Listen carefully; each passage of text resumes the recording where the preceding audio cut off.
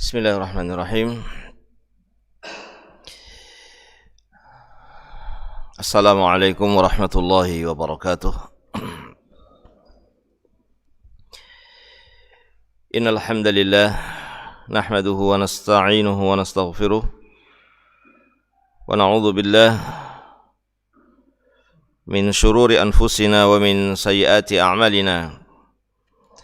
Man yahdihillahu fala mudilla lahu wa may yudlil fala hadiya lahu. Wa asyhadu an la ilaha illallah wahdahu la syarika lah. Wa asyhadu anna Muhammadan abduhu wa rasuluh.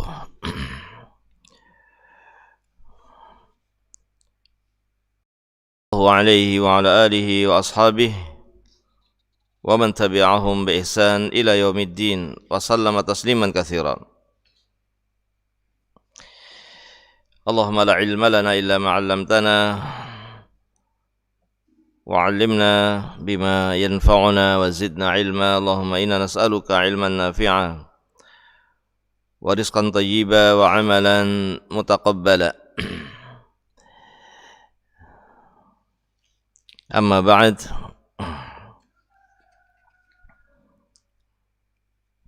فمعاشر المسلمين rahimani wa rahimakumullah, jamaah yang semoga dirahmati Allah Subhanahu wa taala. Alhamdulillah, kita panjatkan pujian kita kepada Allah Subhanahu wa taala atas nikmat-nikmatnya yang tidak terhingga, nikmat yang begitu banyak yang terus kita rasakan setiap saat, nikmat yang kita tidak akan mampu untuk mensyukurinya dengan syukur yang sebenar-benarnya, dengan ibadah sebanyak apapun yang kita lakukan dalam hidup kita tidak akan bisa untuk membalas nikmat-nikmat Allah Subhanahu wa taala. Oleh karena itu kita bersyukur kepada Allah Subhanahu wa taala dengan tidak ada kesombongan dengan amal kita. Tidak mengagumi diri sendiri dengan amal-amalnya, karena sesungguhnya kita orang yang tidak mampu untuk bersyukur dengan sebenar-benarnya. Namun dengan rahmat Allah Subhanahu wa taala kita bisa menjalankan perintah-perintahnya, meninggalkan larangan-larangannya, sehingga kita terus senantiasa untuk bersyukur kepada Allah Subhanahu wa taala, meskipun kita meyakini bahwa kita tidak akan bisa sempurna dan tidak bisa mewujudkan syukur dengan sebenar-benarnya. Dan pada pagi hari ini kita mendapatkan nikmat yang besar. Allah mudahkan kita untuk berkumpul di majelis ilmu, di majelis zikir, ya, untuk kita bersama-sama belajar mempelajari agama Allah Subhanahu wa taala. Fa nasallallahu Subhanahu wa taala bi asma'ihil husna wa sifatihil ulya an yarzuqana al-ikhlas wa an yarzuqana ilman nafi'ah.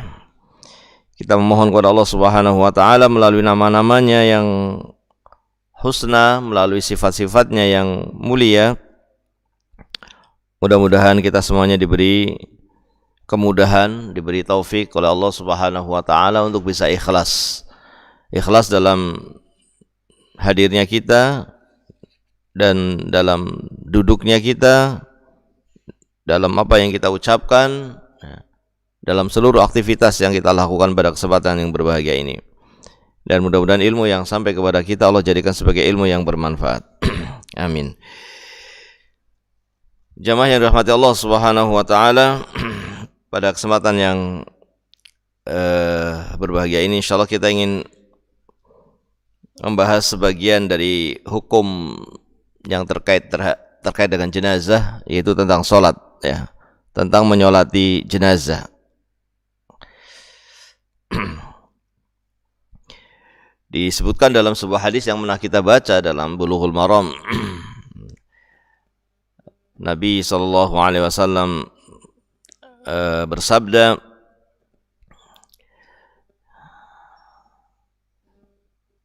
"Ma min rajulin muslimin yamutu fayaqum ala janazatihi arba'una rajulan la yusyrikuna billahi syai'a illa syafa'ahumullah fihi." Rawahu Muslim. Ma min rajulin, tidak ada satupun seorang, ya, di sini disebut laki-laki, tapi maknanya ya laki-laki maupun perempuan, karena hukum Islam asalnya berlaku untuk semuanya, laki-laki maupun perempuan. Ma min rajulin muslimin yamut, tidaklah seorang laki-laki yang meninggal dunia. Kalau di sini seorang laki-laki itu dalam lafadznya, tapi maknanya untuk laki-laki dan perempuan. Hanya saja Nabi menyebut laki-laki karena yang berada di depan beliau, yang selalu di hadapan Nabi SAW adalah laki-laki, sehingga lafaz-lafaznya kepada laki-laki. Tapi sebetulnya maknanya adalah kepada laki-laki dan perempuan. Jadi kalimat laki-laki ini tidak punya makna, maksudnya bukan mengkhususkan. Tidak ada satupun seorang muslim, ya, ini karena kita mengikuti lafaz hadisnya, tidaklah seorang muslim yang meninggal dunia fayaqum alaihi ala janazatihi arba'un rajulan, yang kemudian menyolati orang tersebut 40 laki-laki. Ini juga kalimatnya 40 laki-laki, tapi juga tidak ada maknanya. Artinya ya meskipun tidak sampai, meskipun laki-lakinya misalnya 20, tapi di sana ada perempuannya 20, maka jadi 40 juga. Atau mungkin yang nyolati perempuan semua, karena perempuan juga disyariatkan menyolati. Perempuan disyariatkan untuk menyolati jenazah. Yang tidak disyariatkan itu sebetulnya mengiringi. Mengiringi jenazah itu nggak disyariatkan bagi perempuan, karena perempuan ya, tidak dianjurkan untuk menuju ke pemakaman, karena dikhawatirkan nanti di antara hikmahnya, di samping ini adalah sesuatu yang tidak dilakukan dahulu di kalangan salaf, para perempuan ikut mengiringi jenazah. Juga dikhawatirkan mereka adalah orang-orang yang lemah hatinya, yang kemudian malah nangis misalnya di sana, melakukan niyahah di sana, ya. Dan juga maksud daripada mengantar jenazah itu adalah untuk membawanya. Ini yang tidak maksudnya untuk membawa. Sementara perempuan, apakah orang-orang yang bisa menjalankan ini? Ya, ini bukan asalnya mereka adalah orang-orang yang mengangkut jenazah, membawa jenazah. Ya. Jadi pada asalnya yang nyolati ini di sini laki-laki maupun perempuan. Tapi untuk mengiringi jenazah maka ini laki-laki, ya. Khusus laki-laki, dan maksudnya adalah untuk mengangkatnya dan membawanya. Itu maksudnya dari mengiringi jenazah itu. Sehingga yang paling afdol, orang yang mengiringi jenazah yang berada di mana? Yang paling afdol yang paling dekat dengan jenazah itu. Sehingga kapan dibutuhkan tenaganya untuk membawa, dia langsung siap membawanya. Nah, itulah maksud dari mengiringi jenazah, ya. Bukan untuk sekedar berjalan ke pemakaman, tidak, tapi dia siap untuk membawa ketika yang di depan mungkin lelah, capek, dia siap untuk membawanya lagi, bergantian untuk membawanya. Karena ini salah satu kewajiban yang harus ditunaikan kepada seorang atau kepada saudara kita yang meninggal dunia, adalah dimakamkan, dan tidak mungkin akan dimakamkan kecuali dengan diangkat dan dibawa. Maka mengangkat dan membawanya menjadi hal yang kemudian diwajibkan, ya.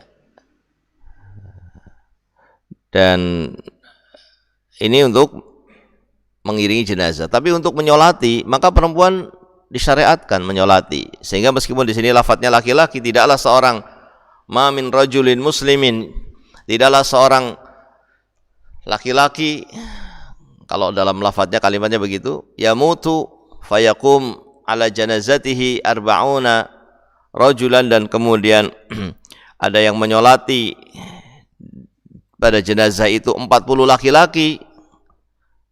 Ini tidak punya makna.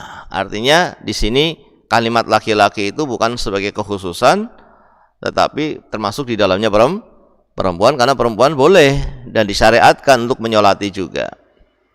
Ya.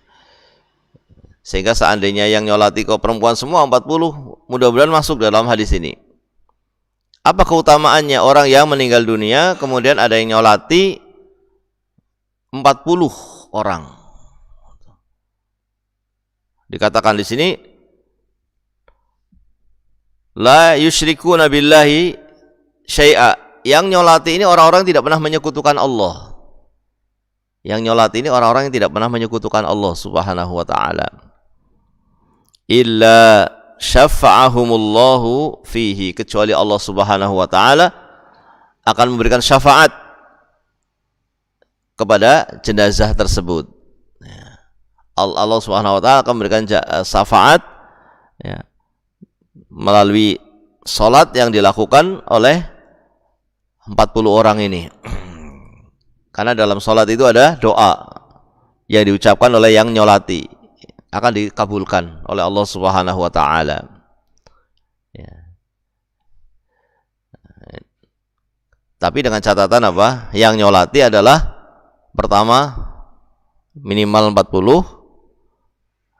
Yang kedua apa?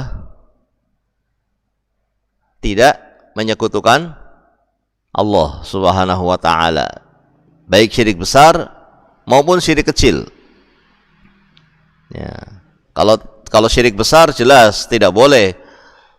Orang musyrik nyolati ya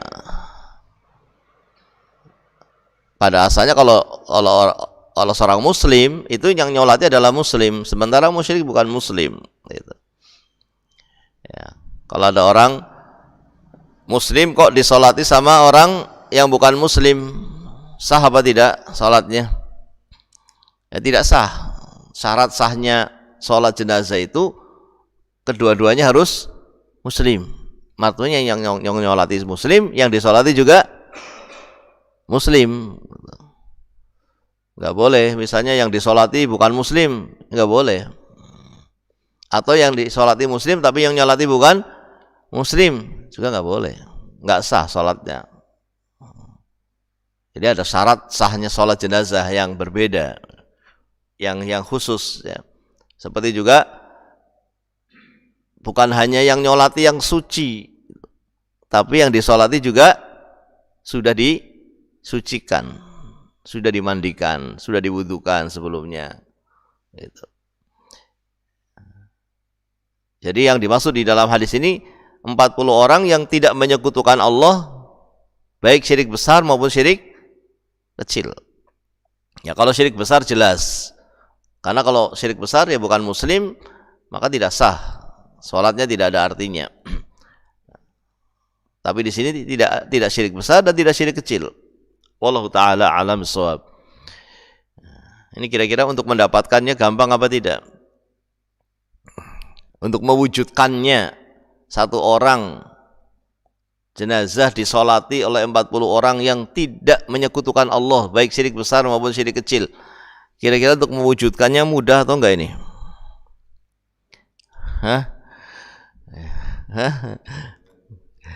Saya kira jarang orang yang tidak syirik kecil itu. Yaitu riya. Riya itu syirik kecil.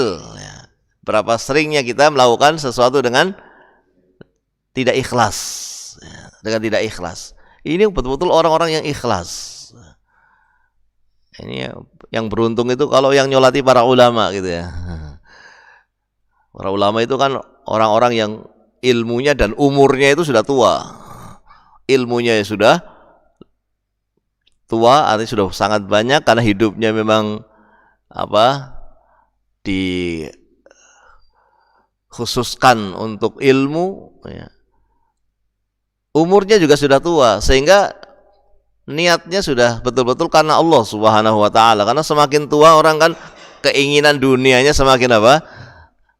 Berkurang, keinginan kepada urusan-urusan dunia semakin kurang. Ini para ulama. Jadi kalau 40 orang yang tidak menyekutukan Allah Subhanahu wa ta'ala, syirik besar maupun syirik kecil, ya mungkin kebanyakannya terdapat pada para ulama gitu. Kepada orang-orang yang memang diberi taufik oleh Allah Subhanahu wa ta'ala sehingga dia bersih dari syirik besar maupun syirik kecil. Ini tidak mudah. Ini tidak mudah. Ala kulli hal, yang jelas kita diwajibkan untuk apa?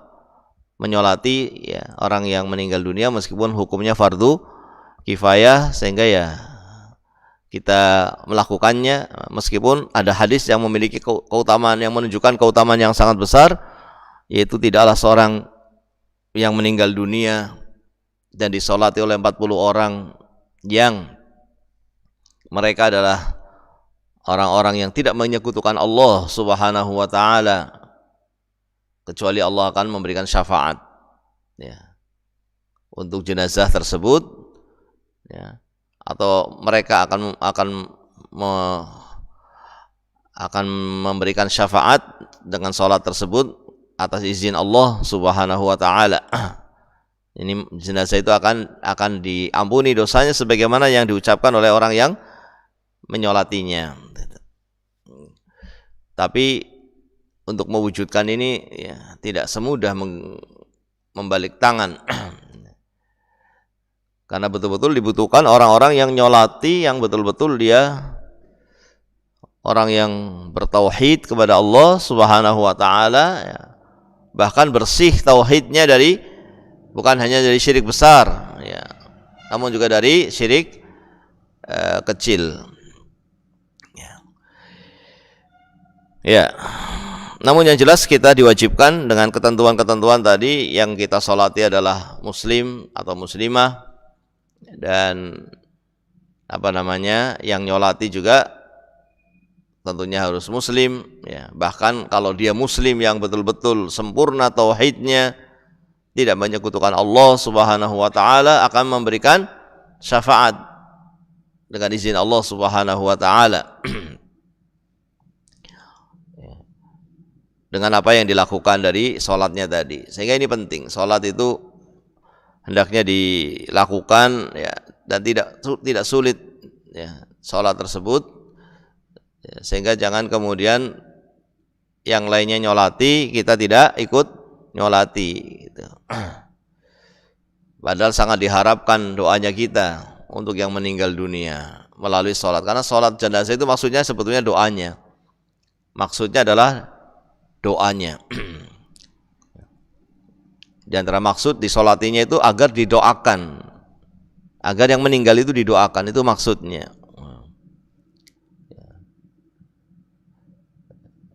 Ini kita bayangkan, kita melihat orang lain sebagaimana kita melihat diri kita gitu. Sebagaimana kita melihat diri kita, sebagaimana kita kalau meninggal ingin disolati. Maka kalau ada saudara kita yang meninggal, maka kita pun apa? Menyolati kan gitu.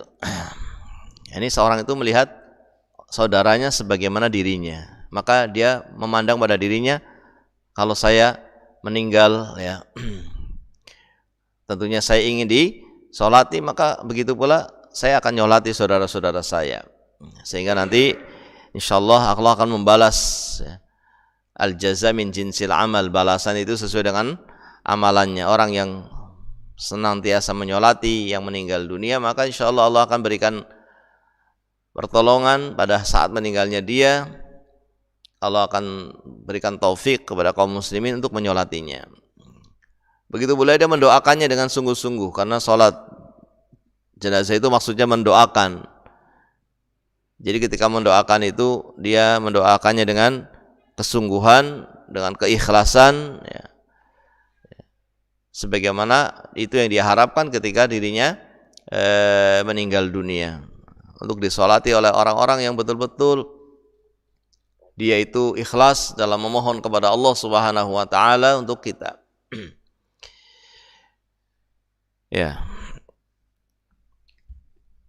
Jamaah yang dirahmati Allah Subhanahu wa taala, disebutkan di dalam kitab Durus Al-Muhimmah Li'amatil Ummah karya Syekh Abdul Aziz Abdullah bin Baz, beliau menyebutkan sifat salat alal mayyit. Yang pertama yukabbir arba'an,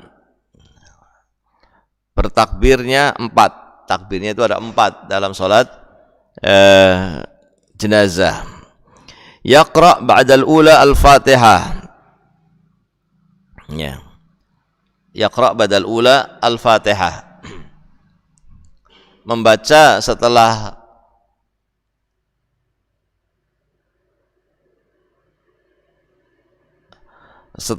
bertakbir yang pertama. Yaqra' ba'dal ula, membaca setelah takbir yang pertama, karena ada 4 takbir. Yang dibaca adalah Al-Fatihah. Karena juga di samping ini adalah syarat sahnya salat, ya. Al-Fatihah rukunnya salat, bahwa Al-Fatihah, membaca Al-Fatihah rukunnya salat. Dalam salat apapun, baik salat wajib maupun salat sunnah maupun salat jenazah, maka dibaca Al-Fatihah, ya. Kalau tidak ada Al-Fatihah, ya tidak salat. La salata liman lam yaqra' bi Fatihatil Kitab. Nabi bersabda, tidak ada salat bagi orang yang tidak membaca Al-Fatihah, kecuali makmum yang makmum yang ketinggalan, ya, masbuk, ya, ketinggalan, belum sempat membaca Al-Fatihah, ya. Masbuk yang tidak mendapatkan Al-Fatihah sementara imamnya sudah ruku. Tapi di dalam salat jenazah ada rukuknya apa tidak? Tidak ada, ya. Sehingga ya ketika kita ketinggalan, imam sudah takbir yang kedua, kita baru takbir yang pertama, kita tetap membaca apa? Al-Fatihah dulu. Kita tetap membaca Al-Fatihah dulu. Kemudian apa?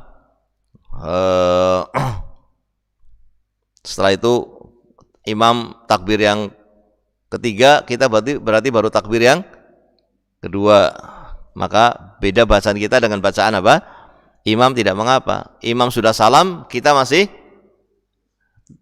menyelesaikan, mendoakan mayit, ya, misalnya.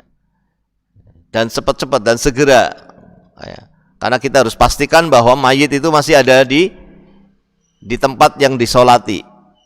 Tapi kalau kita mungkin, ya, biasanya tidak mesti tahu lah, jenazah biasanya kelihatan. Tapi kalau kita misalnya di Masjid Nabawi di Mekah, di Masjidil Haram di Mekah, kita kan tidak melihat apa? Jenazahnya.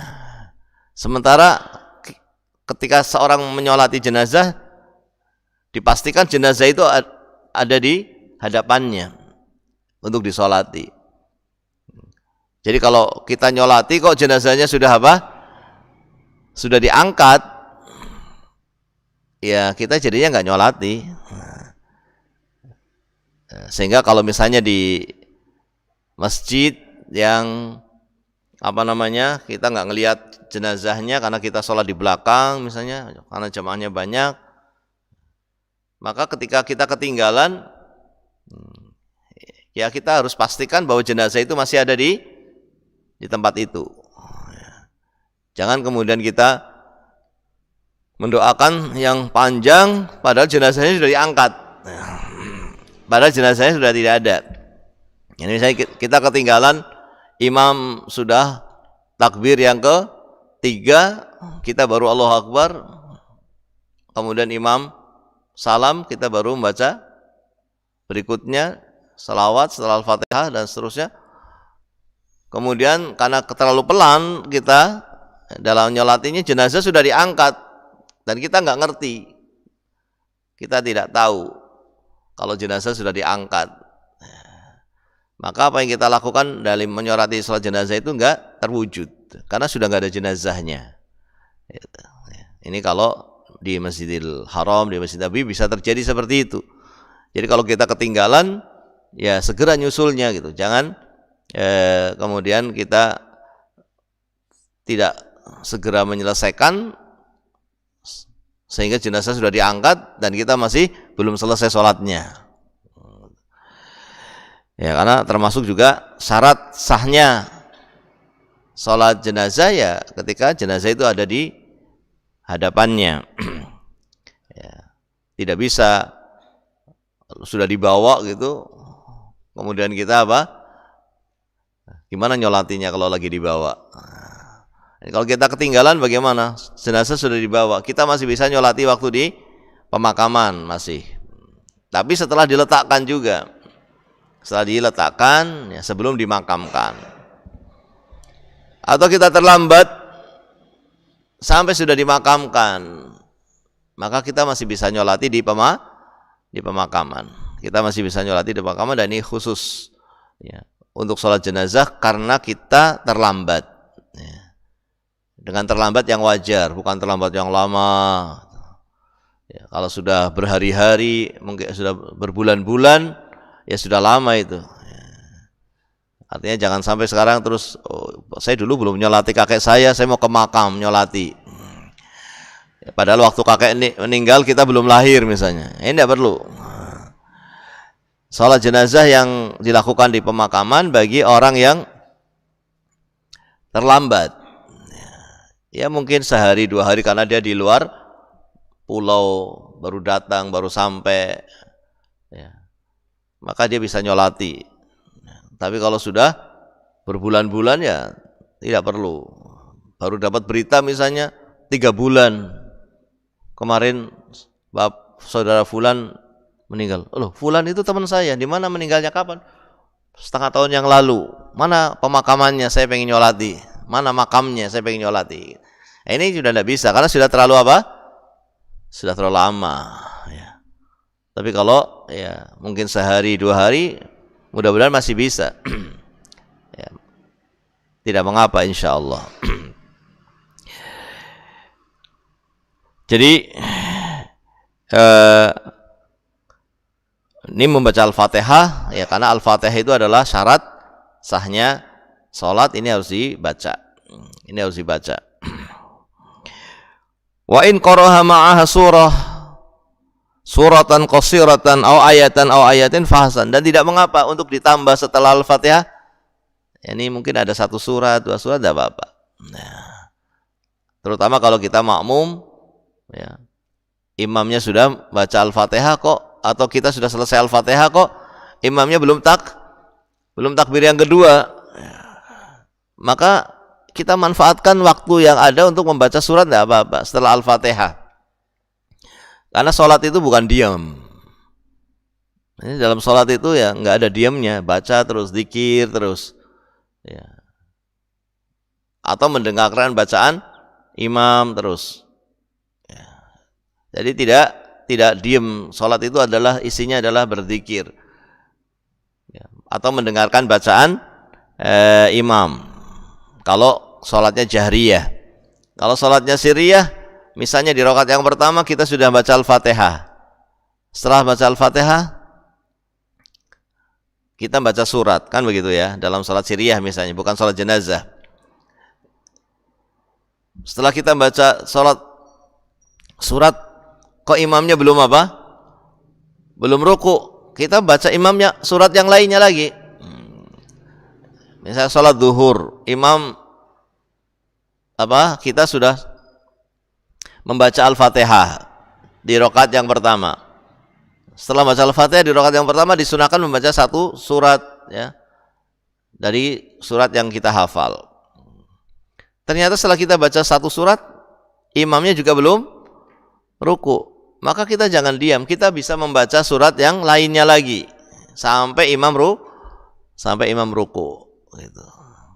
Maka begitu pula di sholat jenazah, seandainya kita sudah baca Al-Fatihah kok imam belum takbir ya, maka kita tidak mengapa untuk menambahi setelah Al-Fatihah tadi misalnya 1 surat atau 1 ayat, 2 ayat dari Al-Quran ya. Kata beliau, ini adalah fahasan, sesuatu yang bagus lil hadisis sahih, Ditunjukkan oleh hadis yang sahih al-warid fi dzalika, yang datang dalam masalah ini, an Ibnu Abbas radhiyallahu taala anhuma, yang diriwayatkan oleh sahabat Abdullah ibn Abbas radhiyallahu taala anhuma. Ya.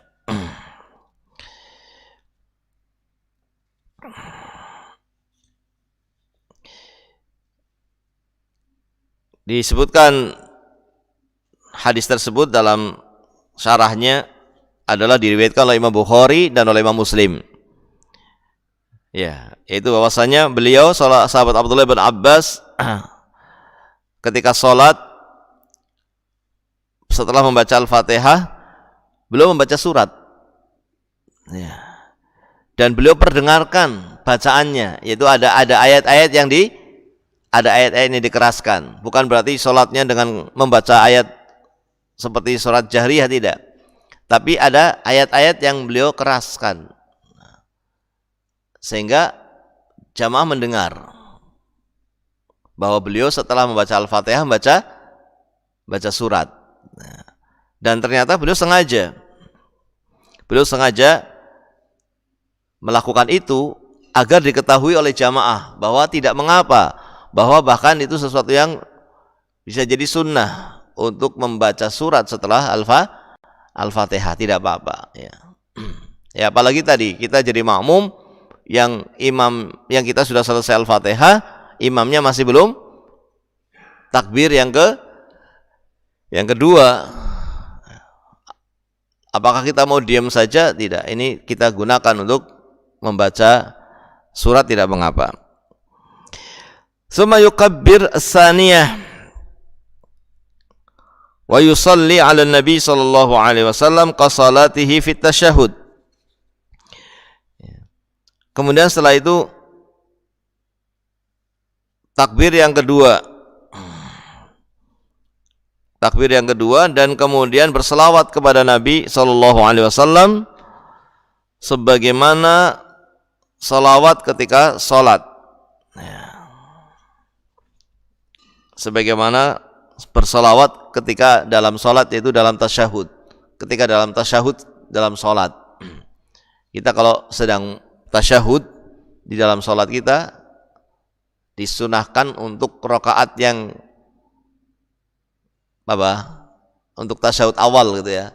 Untuk tasyahud awal disunahkan berselawat. Ini pendapat sebagian para ulama. Untuk tasyahud yang terakhir diwajibkan atau bahkan masuk dalam rukunnya sholat. Jadi kalau tasyahud terakhir itu baca selawatnya harus rukun, tidak boleh tidak. Tapi kalau tasyahud awal itu nggak baca selawat tidak apa-apa. Ya. Tidak baca selawat tidak apa-apa. Apalagi imamnya sudah berdiri. Ya. Dari rakaat yang kedua setelah tasyahud kita belum baca selawat, imamnya sudah berdiri, maka kita langsung ikuti saja. Jangan kita menyelesaikan tasyahud awal sementara imamnya sudah berdiri dan kita menyelesaikan berselawat kepada Nabi, karena hukumnya sunnah untuk untuk tasyahud yang pertama. Kalau ada dua tasyahud, karena sholat kadang ada dua tasyahud, kadang ada satu tasyahud. Kalau ada satu tasyahud, berarti tasyahudnya adalah tasyahud akhir, meskipun itu tasyahud yang pertama tapi itu juga terakhir, jadi itu tasyahud akhir. Kalau ada dua tasyahud, maka ada tasyahud awal, ada tasyahud akhir. Salawat pada tasyahud awal hukumnya tidak sama dengan salawat pada tasyahud akhir. Salawat pada tasyahud awal hukumnya sunnah, dan salawat pada tasyahud akhir hukumnya rukun, tidak boleh ditinggalkan. Meskipun imam sudah salam, kita selesaikan dulu dengan berselawat. Kita belum selawat kok imamnya sudah salam, jangan langsung ikut salam. Karena apa? Kita belum selesai. Dan juga setelah salam kan tidak ada lagi gerakan apapun dari sholat. Kan setelah salam sudah selesai. Jadi kita selesaikan juga. Jangan imam salam langsung kita ikut salam padahal kita belum selesai. Ini khusus untuk tasyahud. Tapi kalau Al-Fatihah Tidak, karena setelah Al-Fatihah masih ada ruku, masih ada sujud. Jadi kalau imamnya sudah selesai Al-Fatihah terus ruku sementara kita belum selesai dari Al-Fatihah, apakah kita ikut ruku atau kita selesaikan dulu Al-Fatihahnya? Kita ikut ruku, jangan kita selesaikan Al-Fatihahnya. Nanti kita akan ketinggalan berikutnya dan berikutnya. Tapi kalau tasyahud harus selesai. Karena setelah saat tasyahud sudah salam, nggak ada lagi yang lainnya. Nah, di dalam salat jenazah itu ada membaca salawat kepada Nabi Sallallahu Alaihi Wasallam, dan salawat ini sebagaimana yang dibaca ketika kita salat, ketika kita tasyahud dalam salat kita. Ya, summa yukabbir as-salisah. Ya, kemudian bertakbir yang ketiga. Ya, wa yaqul Allahumma ighfir li hayyina wa mayyitina. Allahumma ighfir li hayyina wa mayyitina. Jadi mendoakan yang hidup dan yang mati. Sebagian ada yang mengkhususkan kalau takbir yang ketiga, setelah takbir yang ketiga mendoakan untuk yang meninggal, setelah takbir yang keempat mendoakan yang hidup juga gitu. Nah, tapi Allah Ta'ala alam shawab, setelah takbir yang keempat itu sudah tidak ada doa. Setelah takbir yang keempat tidak ada doa, diam sebentar, kemudian salam. Terus mendoakan untuk yang masih hidup bagaimana dilakukan pada takbir yang ketiga, mendoakan yang hidup dan mendoakan yang mati dengan mengucapkan Allahumma ighfir li hayyina wa mayyitina. Ya Allah, ampunilah ya dosa yang hidup di antara kami dan dosa yang meninggal di antara kami. Ini jadi maksud dari salat jenazah itu mendoakan ya untuk kebaikan yang meninggal dan untuk kebaikan yang mendoakan juga. Karena mendoakan saudaranya adalah kebaikan yang sangat besar. Maka ya tadi kita melihat pada diri kita lah. Sebagaimana kita ingin didoakan ketika meninggal, maka kita mendoakan, dan kita mendoakan itu dengan ikhlas dan tidak ada ruginya sama sekali ya. Ketika kita mendoakan dengan ikhlas dan Allah mengabulkan doa kita, padahal untuk orang lain, rugi apa tidak? Kita mendoakan untuk orang lain dan dikabulkan oleh Allah, kira-kira rugi apa tidak? Ya tidak, karena ketika kita mendoakan, malaikat juga mendoakan untuk kita. Maka yang sungguh-sungguh ketika mendoakan, meskipun untuk orang lain ya. Dan malaikat akan mendoakan untuk kita dengan apa yang kita doakan untuk saudara kita ya. Kemudian wasyahidina wa ghaibina. Lihat, ya Allah ampunilah yang hidup dan yang mati, baik yang sedang bersama kami ya maupun yang tidak bersama kami. Wasaghirina wa kabirina, baik yang masih kecil maupun yang sudah tua. Ya, kecil di sini tentunya bukan yang belum baligh ya. Karena kalau yang belum baligh tidak punya dosa. Yang belum baligh tidak punya dosa. Nabi SAW bersabda, Rufi'al qalam an salasah, diangkat pena dari 3. Di antaranya adalah dari anak kecil sampai dia baligh. Jadi anak kecil di sini ya setelah baligh. Memintakan ampun untuk yang kecil maupun yang dewasa maupun yang tua. Wa dzakarina wa unsana. Ya Allah, ampunilah yang laki-laki maupun yang perempuan.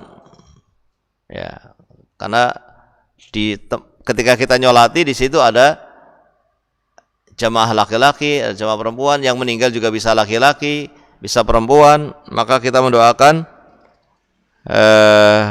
untuk mereka semuanya. Kemudian kita mengucapkan Allahumma man ahyaitahu minna fa ahyihi 'alal Islam. Ya. Memohon kepada Allah Subhanahu wa taala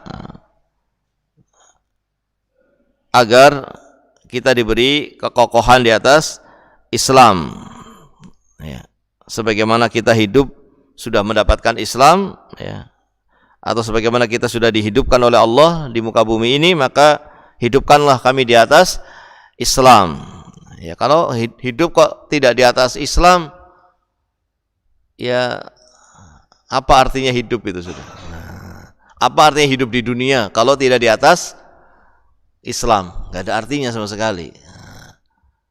Gak ada artinya orang hidup di dunia kok tidak di atas Islam, itu gak ada artinya. Karena dunia itu pasti akan ditinggalkan, dan kehidupan kita yang sesungguhnya itu kehidupan di akhirat. Kehidupan kita yang sesungguhnya kehidupan di akhirat. Dan orang yang akan mendapatkan rahmat Allah di akhirat hanyalah orang-orang yang diberi nikmat Islam ketika di dunia. Orang yang akan mendapatkan surganya Allah di akhirat itu hanyalah orang-orang yang diberi nikmat Islam waktu di dunia. Ya, maka kalau tidak dapat Islam ya nggak ada artinya. Artinya kita yang sudah mendapatkan nikmat Islam hendaknya kita jaga, kita pelajari Islam, kita amalkan, kita jaga. Karena kalau tidak di atas Islam, meskipun kita mendapatkan apa segalanya di dunia ini, dari harta, dari jabatan, ya nggak ada artinya. Karena nanti kembali ketika pada kehidupan yang sesungguhnya, kita tidak akan mendapatkan apa-apa. Tidak akan mendapatkan apa-apa kalau tidak di atas Islam waktu di dunia. Rahmat Allah itu kalau di akhirat khusus hanya untuk orang-orang yang punya iman saja. Kalau di dunia semuanya dapat. Karena Allah itu Ar-Rahman, yang memberikan kepada semua makhluk-makhluknya. Tapi pemberian ini bukan pemberian yang istimewa. Yang istimewa adalah Islam, yang Allah khususkan pemberian Islam ini kepada orang-orang yang Allah kehendaki, dan itu makna dari nama Allah Ar-Rahim, yaitu yang memberikan rahmah yang khosah, rahmat yang khusus hanya kepada orang yang beriman saja. Ini harus kita pahami bahwa hidup yang sesungguhnya ya di akhirat gitu. Makanya dalam surat apa ya, Al-Fajr apa? Iya, surat Al-Fajr. Di sana Allah menceritakan bagaimana orang menyesal ketika di akhirat.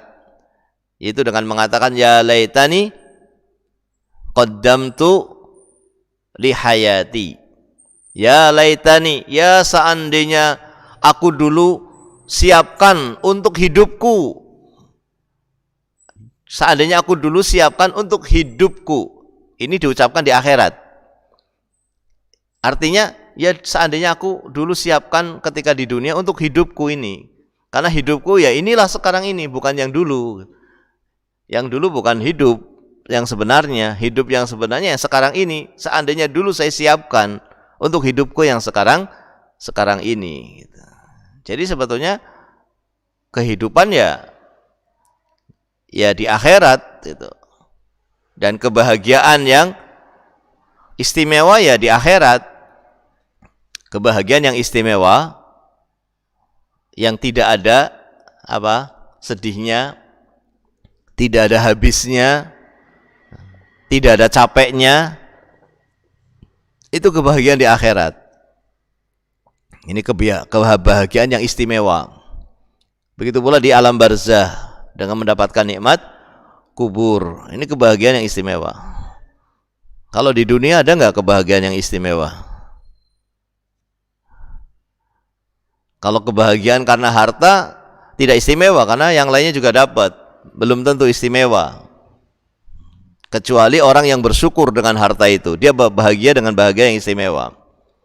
Tapi kalau dia diberi harta terus hartanya untuk maksiat, ya ya mungkin dia bergembira, tapi bukan bergembira yang istimewa, yang dirasakan oleh orang-orang yang bersyukur kepada Allah Subhanahu wa ta'ala. Ya. Kalau di akhirat jelas, kebahagiaannya itu jelas. Yang ahlu surga bahagia, yang di neraka tidak ada bahagianya sama sekali. Sama sekali tidak mendapatkan sedetik pun rasa bahagia. Ya. Karena tidak ada berhentinya. Ya. Kalau sudah ditetapkan sebagai ahlun nar, tidak ada berhentinya.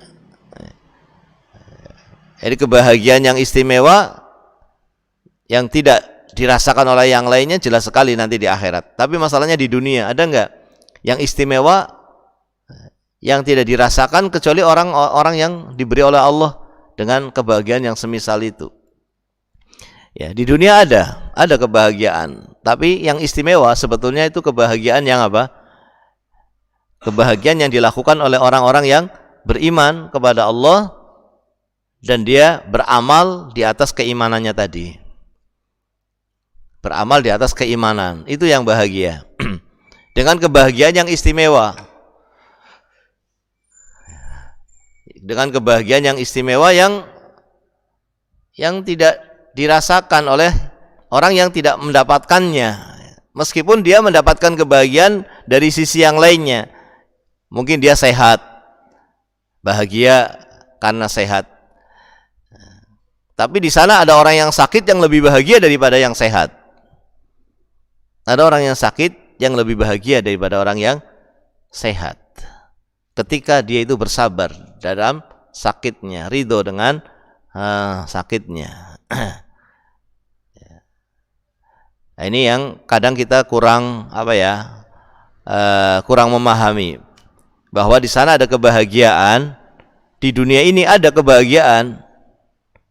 Jadi seperti di surga, bahagia yang istimewa. Dan itu bukan semata-mata dengan kesehatan, bukan semata-mata dengan harta, bukan. Kadang yang memberi itu lebih bahagia daripada yang diberi. Kalau keumuman orang kan yang diberi yang bahagia, gitu kan. Saya dapat bahagia. Tapi itu bukan kebahagiaan yang istimewa. Ada di dunia yang istimewa. Yaitu apa? Ketika dia mendapatkannya dan dia bersyukur. Kalau dia hanya mendapatkan saja, tidak bersyukur, ya dia bahagia. Tapi itu bukan bahagia yang apa? Yang istimewa, yang dirasakan oleh orang-orang yang diberi oleh Allah di dunia ini. Di dunia ini ada pemberian kebahagiaan yang istimewa. Yang terkadang yang memberi lebih bahagia daripada yang diberi. Karena dia memberinya karena Allah. Memberinya dia dibangun di atas iman, dia beramal dengan keimanannya, beramal yang didorong oleh keimanannya, maka dia akan mendapatkan kebahagiaan.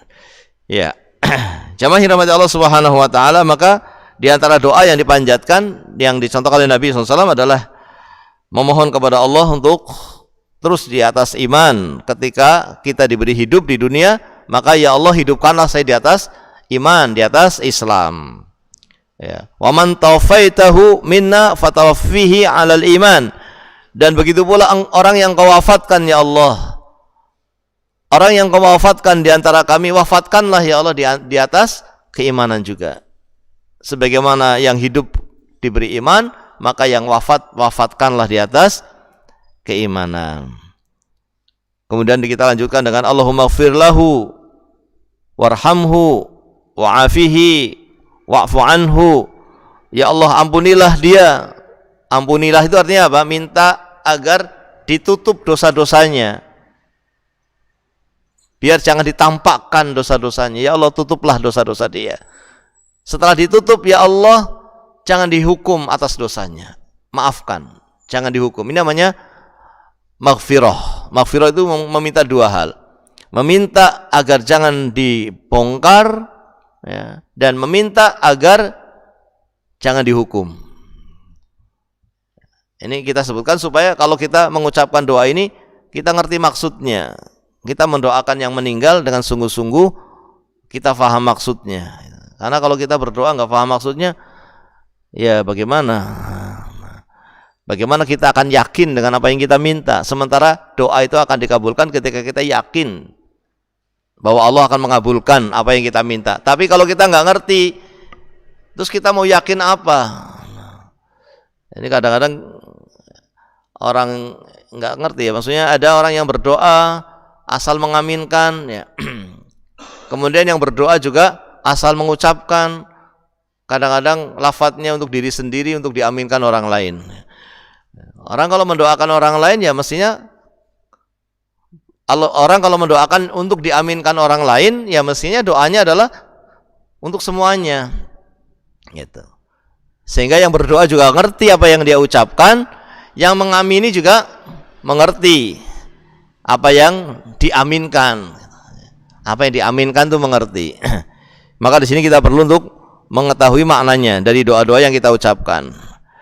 Ya, kalau kita nggak hafal doa ini semuanya, ya kita baca yang mampu saja, yang kita bisa, yang hafal saja. Misalnya yang kita hafal, Allahumma firlahu warhamhu, ya sudah, Allahumma firlahu warhamhu, Allahumma firlahu warhamhu. Tapi kita ngerti maknanya dan kita yakin Allah akan mengabulkan. Ini tentu lebih bagus daripada hafal semuanya terus tidak ada satupun kalimat yang dia tahu. Nah, dia mendoakan apa kalau begitu? Karena mendoakan itu meminta kepada Allah dengan sesuatu yang kita inginkan. Maka hendaknya kita tahu. Wa afihi wa'fu anhu, dan meminta afiah. Afiah kalau di dunia apa? Sehat. Ini orang mati apa? Minta kesehatan. Ya Allah sehatkanlah dia, gitu. Ya tidak, kalau sudah mati. Maksudnya apa? Ya Allah jagalah dia dari siksa. Jagalah badannya dari terkena siksa. Jagalah badannya dari terkena siksa kubur, dihimpit di alam kuburnya. Jagalah badannya dan ruhnya dari kemurkaan Allah, dari kemarahan Allah Subhanahu wa taala. Wa'fu anhu, dan maafkanlah dosa-dosanya. Dan seterusnya. Ini waktunya sudah suruk ya. Ini doa-doa yang diajarkan oleh Nabi SAW, ya, hendaknya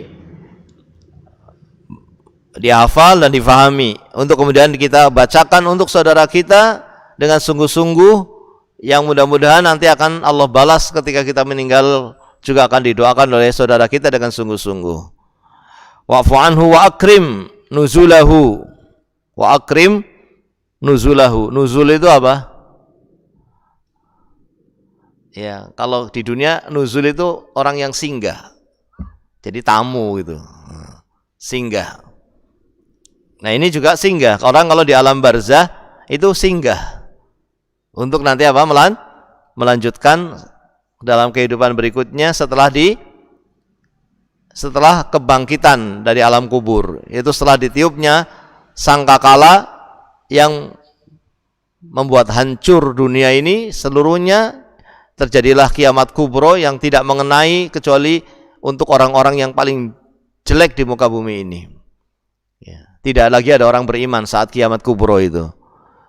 Setelah itu ditiup lagi sangkakala berikutnya, setelah jasad tumbuh dari apa?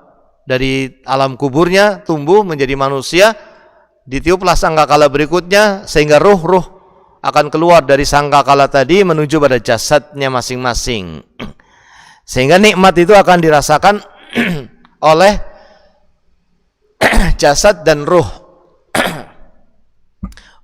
Atau hukuman Allah juga akan dirasakan oleh jasad dan ruh. Sebagaimana di dunia ini kita itu beramal dengan jasad dan ruh kita. Jadi kita punya dua komponen, jasad dan ruh. Maka kita jangan lupakan kita punya ruh yang butuh makan juga, butuh minum. Ya, di antaranya dengan ilmu ini makanan untuk ruh kita. Ya. Yang kalau ruh kita baik, maka akan mendorong badan kita untuk melakukan kebaikan. Sehingga nanti di akhirat yang dibalas apanya? Badannya saja atau ruhnya juga? Ya dua-duanya. Sebagaimana ruh kita di dunia yang memotori anggota badan untuk melakukan kebaikan. Maka akan diberi balasan di akhirat ruh dan jasadnya. Jadi bahagia, kenikmatan bukan hanya dirasakan oleh jasad, tetapi bahagia yang dirasakan oleh ruhnya. Gitu. Sebagaimana siksa juga begitu, akan dirasakan oleh jasad dan oleh ruhnya. Ahlun nar akan tersiksa bukan hanya jasadnya, ruhnya. Dia juga tidak akan tenang, takut, ya, dan tidak akan ada sudah putus asa dari mendapatkan ampunan, sudah putus asa dari mendapatkan berhentinya siksa Allah. Tidak akan ada berhentinya lagi, sudah tersiksa. Bahkan Allah akan mengatakan, wahai ahlun nar, khuludun bila maut, wahai penghuni neraka, kamu akan hidup disiksa selamanya, tidak ada mati sampai selamanya. Kira-kira ruhnya bagaimana kalau diberi kabar seperti itu? Ya, sudah ada, ya, tidak ada, sudah merasa sudah putus asa untuk mendapatkan apapun dari kebaikan, karena ya dia berada di neraka. Minta air seteguk saja nggak diberi. Ya. Maka yang di sini yang diucapkan adalah akrim nuzulahu, ya Allah muliakanlah singgahnya orang ini. Singgahnya orang ini di barzah, muliakan ya Allah. Gitu. Dan seterusnya, saya kira waktunya udah enggak cukup. Ya, udah syuruk ya. Ya, ini mungkin sebagai pendorong saja untuk kita lebih bersungguh-sungguh untuk belajar, sehingga apa yang kita lakukan dari ibadah sesuai dengan ketentuan dan apa yang kita inginkan dari ibadah kita akan tercapai, ya, karena dengan ilmu yang sampai kepada kita akan semakin tahu bagaimana yang semestinya kita lakukan. Wallahu taala a'lam bishawab. Ya, barangkali ini yang bisa kita sampaikan. Wassallallahu wasallam ala nabiyyina Muhammad wa ala alihi wa sahbihi ajma'in. Assalamualaikum warahmatullahi wabarakatuh.